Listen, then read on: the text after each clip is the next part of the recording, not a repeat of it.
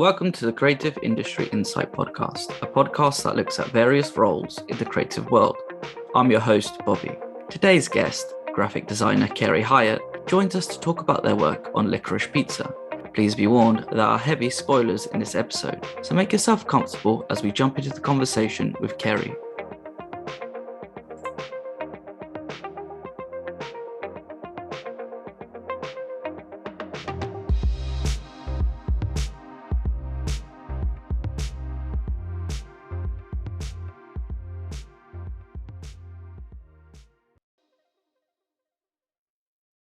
Hi, Kerry. Thank you for joining me today. Thank you so much for having me. It's great. I'm glad that we could sit down and talk about Licorice Pizza. I know we were talking about it a little bit beforehand, before we were recording, but I'm excited to sort of dive in to the sort of graphic design world of it all and get an understanding of what sort of images are also fill the screen and how it brings the scenes to life. Yeah, there was a lot. But as well as like it's a period piece, effectively, which is probably a weird thing to say because the 70s for some people didn't feel that long ago. And it's just, I'm kind of like interested to dive into that sort of world and see what it takes to sort of create it. I guess where I begin is, how do you begin your process and what does pre-production look like for you? Well, this is a little bit of a complicated answer because I wasn't involved with the pre-production on Licorice Pizza. The lead graphic designer, Diane Chadwick, I imagine was part of the pre-production with our amazing production designer, Florencia Martin. And I can describe what it was like for me coming in, because I came in about, I want to say halfway through shooting when they really needed help, like the amount of graphics that needed to be done in order to transform a city street. Like the graphics are the number one thing that really take you back in time instantly. And there are a lot of graphics on the streets in the San Fernando Valley in Los Angeles. It's just lots of strip malls. It's lots of those big signs. Everything just needs to be covered. So Florencia, the production designer, painstakingly went through the Los Angeles Water and Power photo archives and basically pulling images of what this particular part of Los Angeles looked like in the 50s, in the 60s, in the 70s, even in the 40s, because even though you're based in 1970s, there would be holdovers from decades earlier. And I think what really makes an interesting, rich look for any set or location is having that proper mix of the old and the new. So when I showed up, there were boards all over the walls of the art department with photos and colors and typography selections, things like that. A lot of the researching had already been done. But on my end, I still needed more. This was a time period I had never worked in before. So I ended up just taking it upon myself to purchase books about that time period on advertising, on typography. And I befriended this amazing type designer in Florida who recreates old typefaces. And he just sold me a mountain of ephemera from the 40s, 50s, and 60s. And it was really just diving into that and just doing one piece at a time. I don't know. And just a lot of photographic reference too. Do you think that guy was just selling everything to just finally get rid of it out of his house? Well, he's a big type collector and we're still friends. I think I've probably purchased over 1,000 of his typefaces. Wow. And he just loves typography just like I do and has amassed an amazing collection of books and old paperwork, old type catalogs back in the day, when you worked at an ad firm, the graphic designer clipped out letters and did paste ups. And so he sold me all that stuff and it's great. It's wonderful reference to use for a project like this. So when you're looking at these, everything that you've purchased and gone through the typography, I can imagine that there's a certain style that you discuss with the lead graphic designer and what you sort of go for. But what is that process like? Is that something that you sort of painstakingly go through each page and pick, or do you think you can have a little bit more creative freedom over the sort of have like the decades and everything, and sort of also aging the film, that even though it's set in the 70s, they could still have posters from like the 60s beforehand and whatnot? What's great about working with this particular production designer, she really knows what she wants going in. So there wasn't really like a whole lot of guessing what needed to be done. But yeah, essentially, like she'd provide a bunch of reference and then you just like amalgamate design options based on what you find in that reference, like what I have in my archive, because I've got quite a robust kit now. Kit meaning like all of the typefaces and ephemera that I've collected that I can really just kind of like Frankenstein pieces together, I guess. So it was pretty loose. Like I wasn't really governed. Like I had a list of work I needed to do and I bid in and did it and then just kind of presented options and then the best one wins. So it's pretty straightforward. There's certain things that still stick into my mind after seeing the film. It's like the business cards that the kids make for the water beds and the posters for the mayor candidate, because they're the sort of things that kind of stand out to me. They're sort of quite littered in the film. So especially with the business cards, when they try to put it in the Chinese shop, not Chinese shop, sorry, Chinese restaurant, and they just sort of like stand out.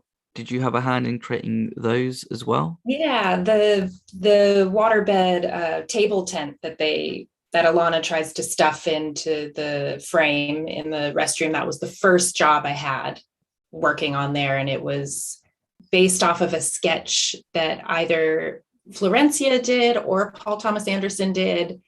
And yeah, just like building that. And I think I had like 4 hours to do it. It was a very quick turnaround. It was like shooting the next day. And yeah, it was just rapid fire. So I should say, like, this was the first feature film I'd ever worked on.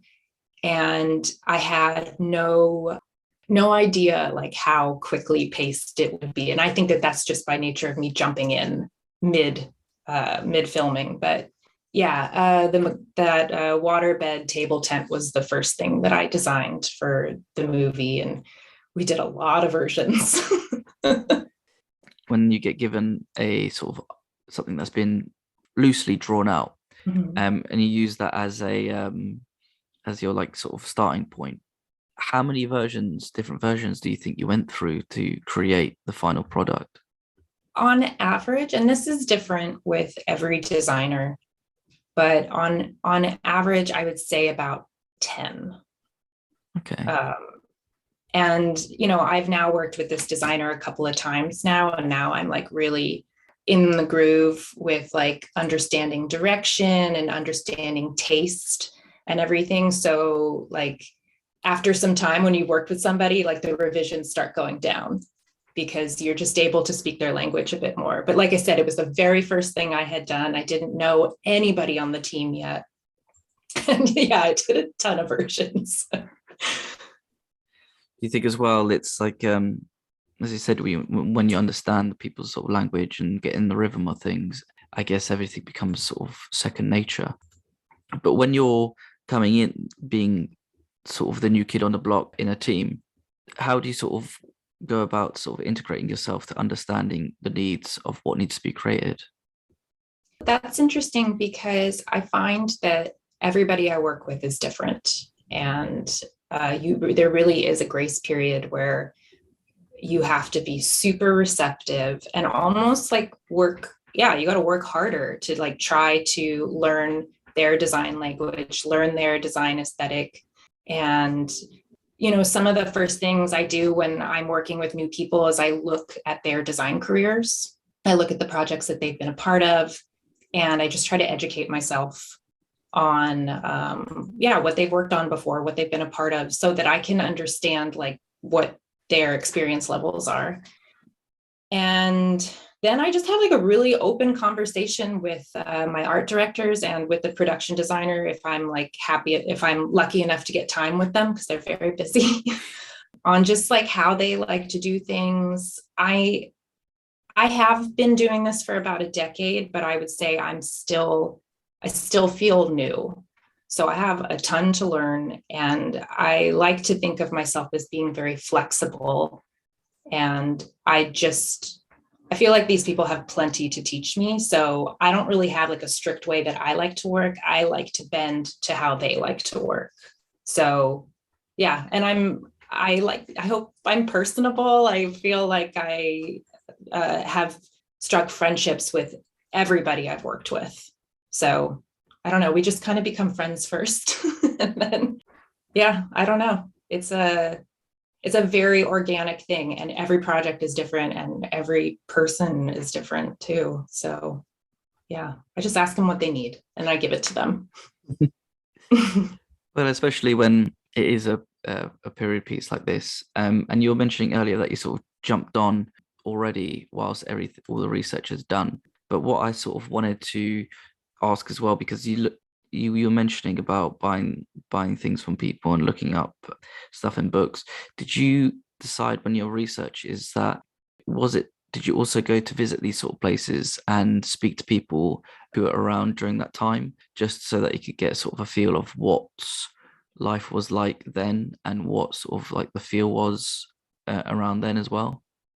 Well, I didn't so much speak to people, but this movie is really special to me because I am an Angelino. I was born and raised in the San Fernando Valley, like a mile away from where we were filming all of this stuff. And so it just felt like a piece of my heart. And having grown up in the Valley, like I have a very strong visual memory of that particular vernacular of roadside graphics and the businesses that existed in the Valley. And it's funny, like I always thought of the Valley as being this place that never changed. Like it always has these old like holdover relics from decades ago, but that's not really true anymore. I'm sure you've noticed in cities everywhere, like there's just cranes on the skyline, like everything is changing. Places are getting bulldozed. And so I found myself, because we were also working in the Valley too, I found myself after work just taking big, long drives around older neighborhoods and stopping and taking photos of like hand-painted signage, because that's exactly what you would have seen back then. It wasn't like a lot of slick looking stuff. It was a lot of hand-painted, practically made signage. So that, and then like a combination of, I bought so many books on the Valley and everything. And just, Google is a big help too. Just actually even like Google Maps too. Like when you can't get out and drive places, you can just do the Google Street View and look around and see what those old businesses are that actually haven't changed since the late 60s or the early 70s. So I'm not sure if I answered your question, but. Well, no, I think it did, because it just gives a view of like what the various sort of stages of a process and what needs to be done. And it's the same with when you're creating a world and you need to sort of fill it to make it look believable. I think sometimes there's sometimes people forget how much goes into just filling a scene, especially if it's just like a normal office scene. You would think because it's an office, it's probably, we've all seen what an office looks like, but it has to feel lived in. Mm-hmm. And especially when it's a period piece, I think it's even more important to make it look like it's lived in, and that that comes with everything, and especially with that. And I guess that starts with like the production design and how you fill a scene. Because my favorite sets and looking at the scenes is when they have the pinball arcade. Yeah, and it's just it's so sort of like Hollywood in terms of like, this is the grand opening, these are these colors, these are this, and there were sort of color palette used, and the best way to sort of create that area. It's just not even just even the sign outside is having is sort of character building, because these are the kids that have created it. If it was an adult, it would look different, right? It would look a lot more sleeker and sort of more polished. But because it's kids without any money, they've all just done it on a sort of old bed sheet, really. That's what it kind of looks like to me. But there is a lot that sort of goes into it and has to be thought on, the intricate detail that like yourself need to put into it. So the Pinball Palace was the very last thing that we shot on Licorice Pizza. By that time, Diane Chadwick had moved on to another project. So it was just me and the production designer working on the Pinball Palace together. And we did not have a lot of time to do it. I want to say it was maybe 5 days to work on it, like design it, get everything ordered, and get everything dressed in the set. So not only were we really out of time, but I think by this point we were out of money. So we were getting really creative with just how to execute things. So tons of typography on the windows, just kind of like overkill. The pinball machines were a great find. None of those were really designed for the movie. They're actual real pinball machines, I think, procured from a pinball museum or like just a warehouse filled with them. And I think that like the production ended up owning them. And this was the same thing too. Like we had pulled reference of what arcades looked like at that time, what pool halls looked like at that time, and really just wanted to have like a lot of hand painted elements in the space as if the kids did it themselves. So there's like a token booth that's all hand painted. There's this sign on the wall. I don't think it made it to the big screen, but it's this amazing no smoking sign, and it says like no butts, and it's got a butt, like a drawing of a butt holding a cigarette, and it is hilarious. And it's based off of reference, like this really existed somewhere. And yeah, it was the banner that says Pinball Palace out front was all hand painted with fringe sewn on, and that was a wild few days getting that all together. But it was super joyous too, because it was finishing the movie on this like big, powerful, strong, fun, and vibrant note. And I think it looks great on camera. Probably, as I mentioned, is probably my favorite location set up, just because, as you said, it's vibrant. If you look at the pictures of like Fat Bernie's Pinball Palace, like when you do look at the windows, you can see the like pinball arcades and everything, and it's just the sort of, I don't want to say bubble writing, but it has that sort of style of sort of very out there. It's very big, and then also the colors used, I think from the looks of it might be slightly different, but you do have this sort of like pinks and yellow and sort of a rustic look that really sort of adds to it. And I do like the sort of the design of it. I think they did a pinball parlor place in for the premiere, for a premiere, which is pretty cool as well. I've just but that's pretty cool as well, that you could have people come into the area that you've designed to sort of let loose and have fun. Yeah, that was amazing. And Flo, the production designer, was very involved in that. And basically all of the graphics from that set in the movie were transferred to this space, which was right next door to the Fox, I think it's the Fox Regency Theater. And it was such a cool space to see. First off, like all of the signage from the movie made it in there too. It was a huge space to fill. So like the walls were wallpapered with every poster, every hand-painted sign. It was beautiful. And then all of the pinball machines too, with like 4 custom Licorice Pizza pinball machines made for that space. It was super fun, and it was a total step back in time just to walk into a space and hear all of those like clangings and that particular sound of like the buttons and the flippers on a pinball machine. It occurred to me that I hadn't heard that in such a long time, and it really just took me right back to being a kid again. And it was so wonderful too, because it really felt like you were stepping inside the movie. They did such a fantastic job on that.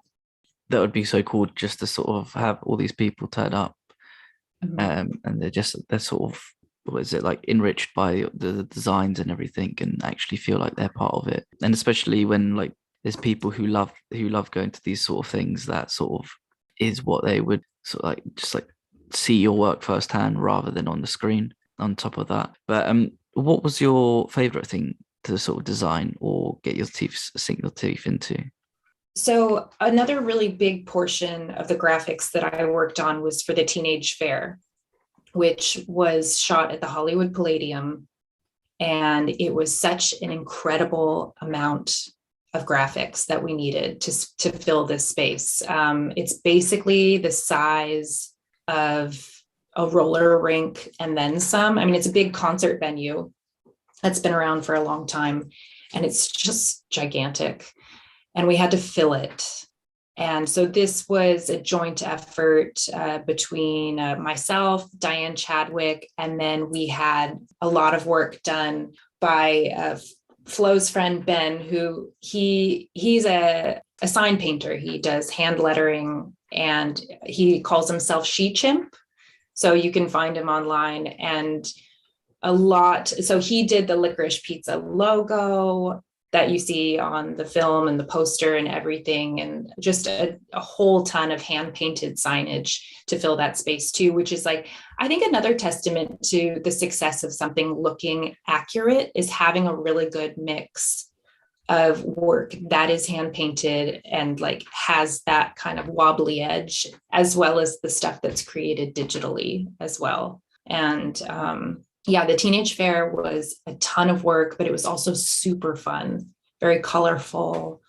You know, we had lots of booths of different things like lava lamps, and it was just the strangest amalgamation. And the thing that I loved designing the most was the poster for the Teenage Fair, which like I think is just in the movie for like a second, and it's very blurry, but even still, I'm so proud of it.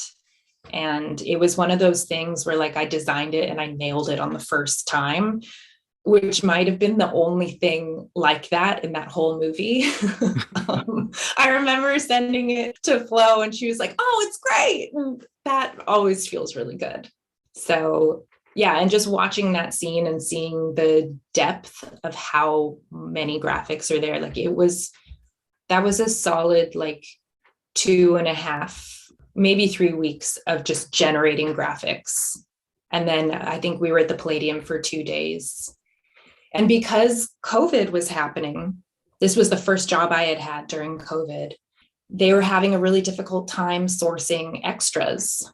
So everybody got to be in it. Like we're all in the movie, the whole art department. And yeah, they dressed us up like teenagers and we're just kind of wandering around in the background. Did that feel weird as well? Or was it just It a felt fun great. day out?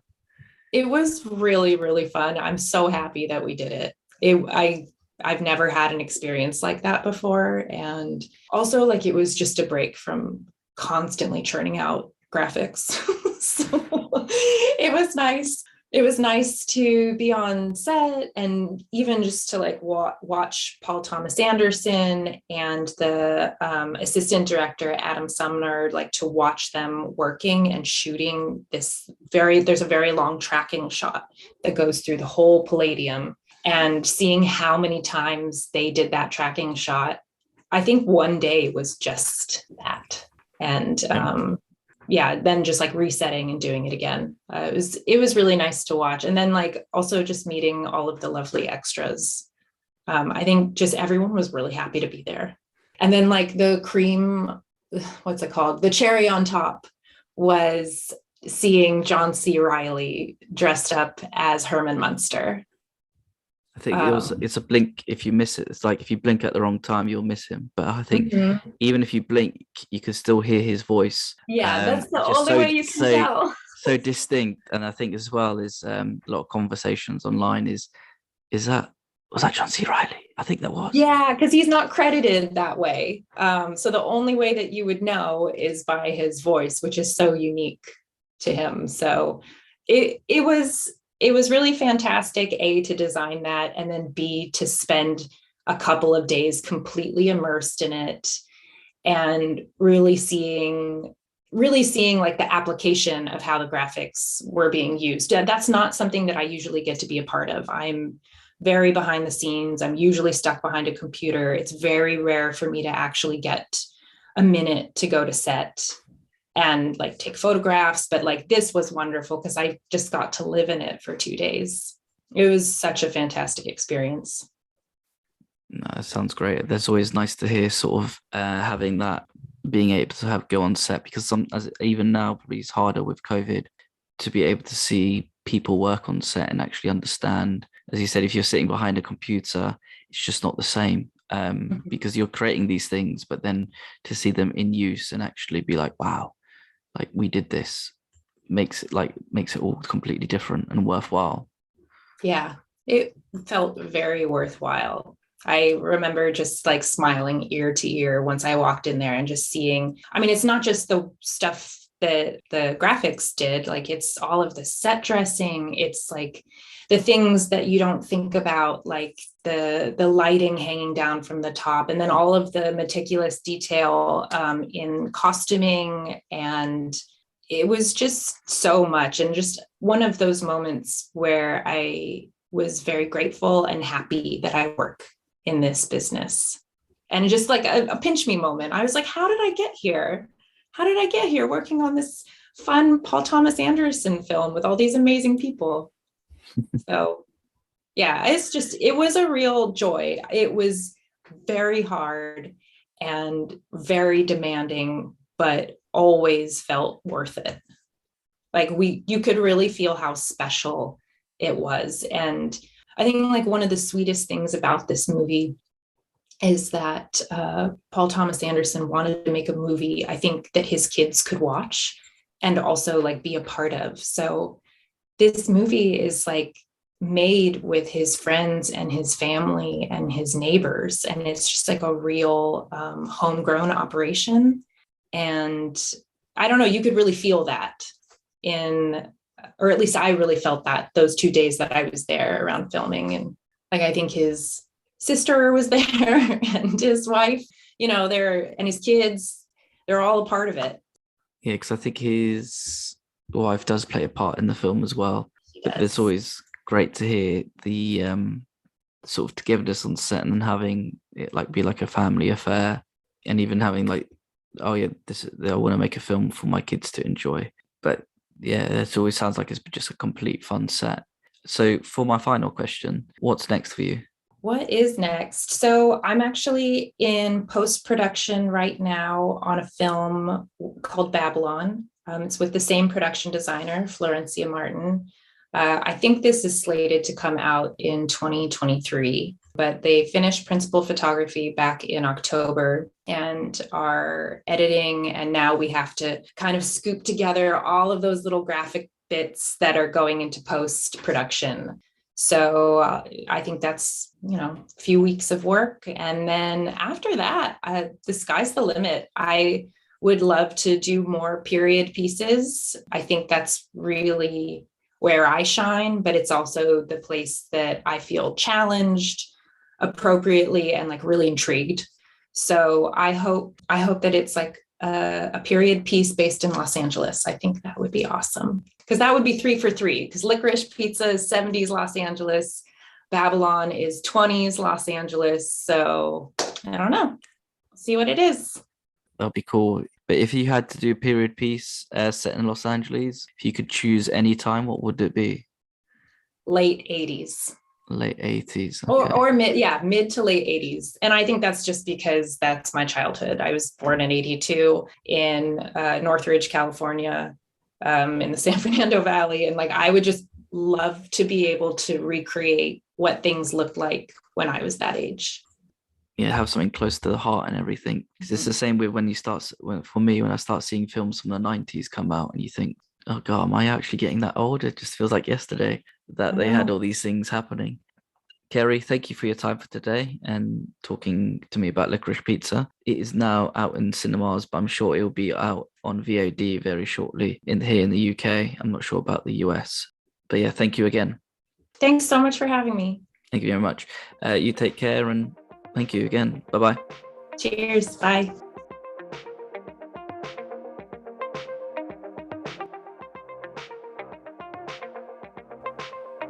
Thank you for listening. Please subscribe, rate, and review this podcast.